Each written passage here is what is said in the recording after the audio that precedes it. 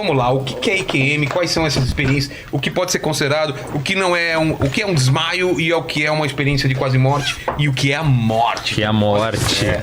Excelente, Vilela. O seguinte, primeiro, várias pessoas relatam que já voltaram da morte. Porque popularmente se fala assim, ninguém sabe o que existe na vida após a morte porque ninguém voltou para contar. E é justamente o que a gente diz que não é bem assim. Na verdade, milhares de pessoas voltaram dessa morte.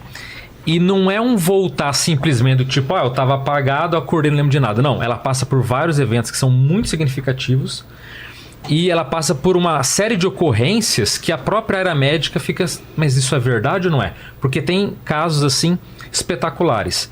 Só que antes de falar o que é IQM propriamente dita, não é uma coisa... Estamos com duas pessoas aqui, né, com experiências significativas, mas não é algo assim tão raro. Para você ter uma ideia, não existe uma estatística uma universal, global, nada nesse sentido. Mas só para dar uma dimensão, em 1982 fizeram uma pesquisa americana e mais de 40 anos atrás eles estimavam que pelo menos 8 milhões de americanos tinham passado por experiência de quase morte. De americanos. Estou falando do mundo inteiro. Então, e quanto mais as técnicas de ressuscitação médica melhoram, mais tem casos de pessoas relatando o que elas vivenciaram no estado de coma. Muitas dessas pessoas, se fosse no passado, morreriam, mas com a tecnologia ou com essa possibilidade de ter um atendimento mais rápido, elas têm essa segunda chance. Exatamente, né? Mas além dela voltar, ela consegue, parece que ter mais uma sensibilidade, uma memória melhor para reter o que aconteceu com ela. Cada vez mais está acontecendo isso. Exatamente. Caramba. E a pessoa pode dizer assim, que está ouvindo, mas Alexandre, voltou da morte, mas não pode ser um processo de alucinação, não pode ser delírio. Aí um ponto que até quando eu vi da outra vez que eu acabei não comentando, que é o seguinte, existem casos, especialmente de parada cardíaca, que os médicos, por exemplo, ali conseguem ver toda a atividade cerebral da pessoa. E em muitas cirurgias eles estão medindo e vê que o cérebro da pessoa não tem atividade nenhuma. Tá zero. E nesses momentos a pessoa, por exemplo, se vê fora do corpo, boiando na sala, escuta a conversa com os médicos. Teve um caso até de uma cantora que ela estava de olhos vendados e eles tiveram que congelar meio que o corpo dela para fazer uma drenagem no cérebro e tudo monitorado. Ela estava zero. E um cérebro zero, para todo mundo entender, ele é zero. Não pode ter memória, não pode ter cheiro, não pode ter audição, não pode ter nada. E ela narrou exatamente os instrumentos que estavam ali, o que os médicos conversaram. Então a ciência ela não pode dizer que essas pessoas que voltaram da morte é alucinação, porque um cérebro desligado é impossível. Não alucina. Segundo, nem alucina, é impossível até alucinar. Não alucina. Nada, é zero. Então nesses casos de EQM, claro, a pessoa pode estar em casa, passar por uma experiência que ele sai do corpo e tudo mais. Mas quando ela está num hospital ou num processo que ela está sendo monitorada, e o médico fala, olha, isso aqui que você falou é impossível, não tem como você relatar isso. Então, ou a medicina está errada no sentido de que ela não conhece mecanismo do cérebro, o que é algo muito improvável, ou existe de fato uma consciência, ou uma alma, um espírito, um ser, que se manifesta além do corpo, além do cérebro físico, entende? Então, para a gente entender essa natureza que acontece quando as pessoas não estão propriamente no corpo delas, se deu o nome de experiência de quase morte. Ela ficou mais popular lá na década de 1975, um pesquisador americano, um psiquiatra americano chamado Raymond Moody Jr., ele ouviu de um professor dele de psiquiatria falando que ele tinha voltado da morte. E falou que ele saiu do corpo, que ele viu um túnel de luz.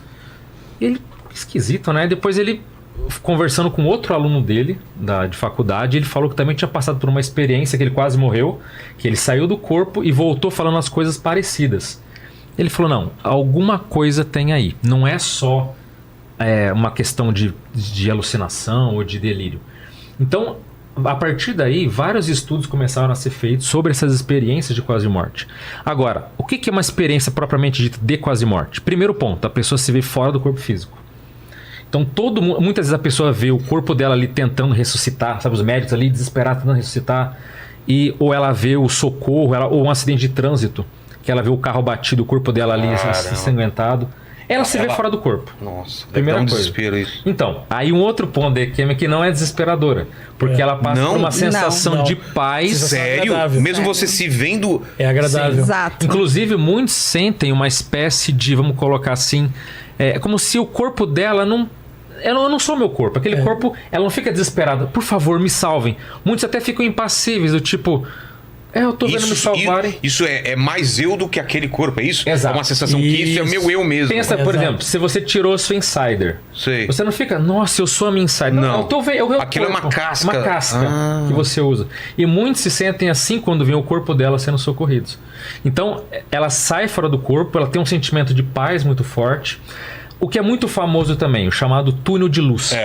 Que ela passa por um túnel. Lembra do poltergeist? Venha para a luz. Isso, venha para a luz. E nesse túnel de luz, nem todos passam por túnel de luz, tá? Mas é muito recorrente. Mas é muito recorrente.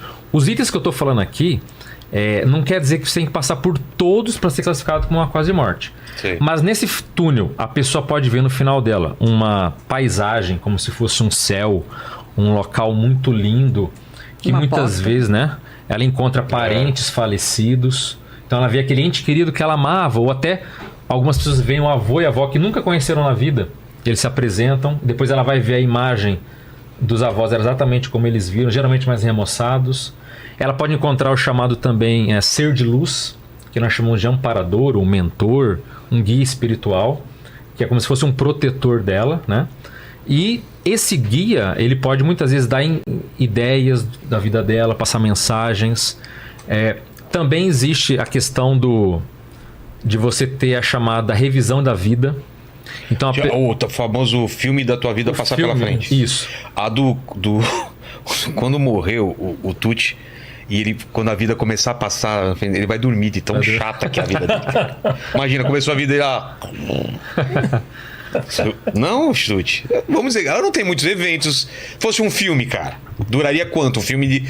Assim, vou colocar os melhores momentos de sua vida. Teria quanto tempo esse filme?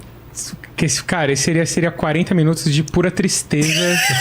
Nossa! De puro... O pessoal ia olhar drama e falar, meu Deus. Tadinho. Então, mas o lance é que mas não tem isso? 40 mas não tem 40 minutos de filme. O filme que você vai ver é do nascimento até aquele momento. E você não sabe quanto tempo durou, então, porque Mas aí é que tá a diferenciação do tempo nas experiências fora do corpo. Passa de outra forma. Porque se ele viveu 30 anos, ele não vai ficar 30 anos assistindo. Ele, ao mesmo tempo que passa rápido, você consegue ver e relembrar detalhes da sua vida, impressionante, do que você fez, dos pensamentos que você teve. Até eu vou não falar tanto, porque até eles vão contar aqui, a gente vai poder dar uns exemplos melhores.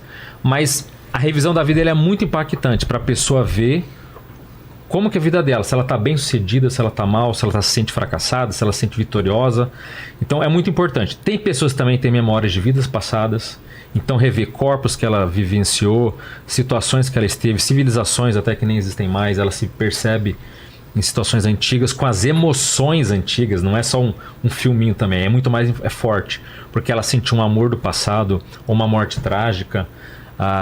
E, em suma, em geral, para fechar os pontos, né, quando foi feita a escala principal, a escala de Grayson, que é a principal, foi levantado 16 pontos de EQM.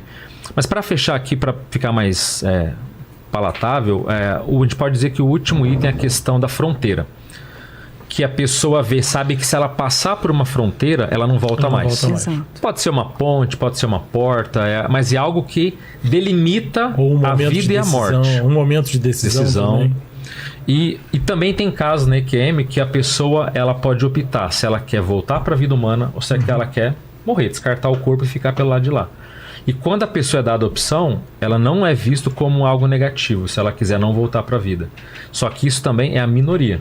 A maioria das pessoas, eu sempre digo, né, que a frase mais dita na EQM ou na quase morte não é a sua hora, você precisa voltar. E a pessoa às vezes perneia, fala, não, eu tô na paz aqui, eu tô com meus parentes aqui que eu amo, eu não quero voltar para minha vida. Aquela vida é muito pobre, eu quero estar nesse estado aqui maravilhoso. E aí não tem choro nem nada. A pessoa volta, ela às vezes acorda com dor, né? Há alguns casos de quase morte, quando a pessoa volta, ela acaba tendo desenvolvimento pessoal, tipo, ela acaba tendo certos poderes sensitivos, como ela consegue, às vezes, visualizar energias, às vezes curar os outros com a própria mão.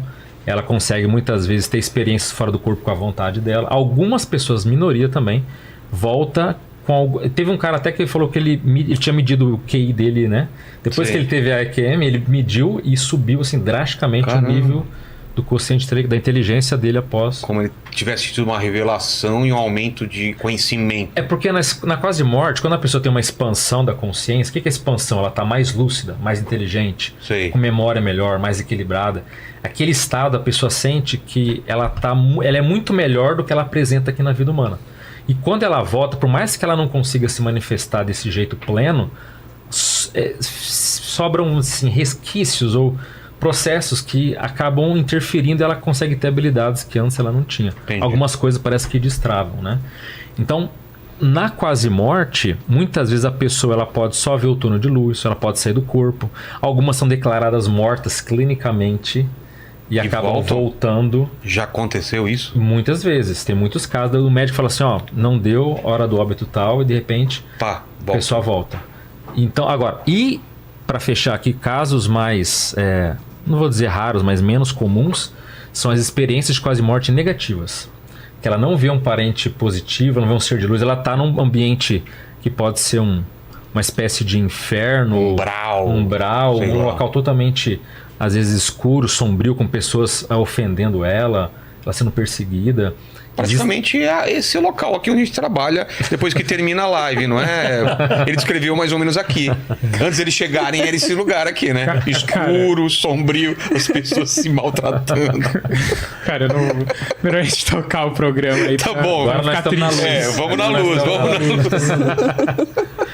Só que essas pessoas a gente não sabe, né? Quem que fala. Porque as pessoas que têm a quase morte, por isso é importante quando a gente falar. volta disso, então a pessoa fica preocupada de, na hora que morrer pra valer, voltar pra esse lugar. Exatamente, por isso que é muito impactante para ela.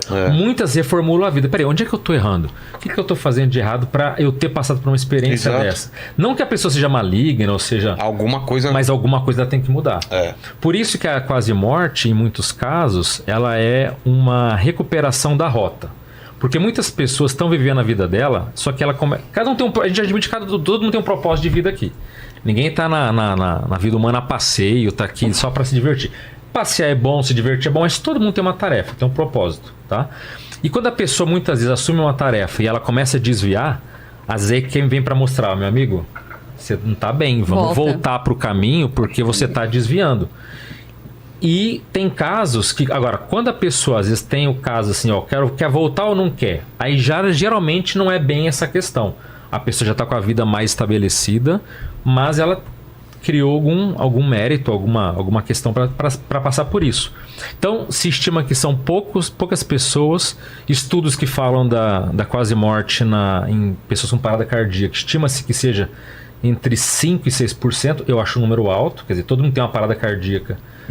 Ter 5% ter uma experiência de algum nível fora do corpo, algum nível de quase morte, já é muito forte. E as pessoas, quando sabem, né, que a gente fala disso, seja lá pelo meu canal, seja por aqui, as pessoas começam a entender que não é mais feio falar sobre isso. Porque antigamente, você fala para a família, você tá maluco? O que você tomou? Né? E hoje em dia já está tendo um abertismo maior para você falar de um assunto desse e não ser taxado de maluco, não ser rejeitado por aquelas pessoas. Então há um abertismo maior.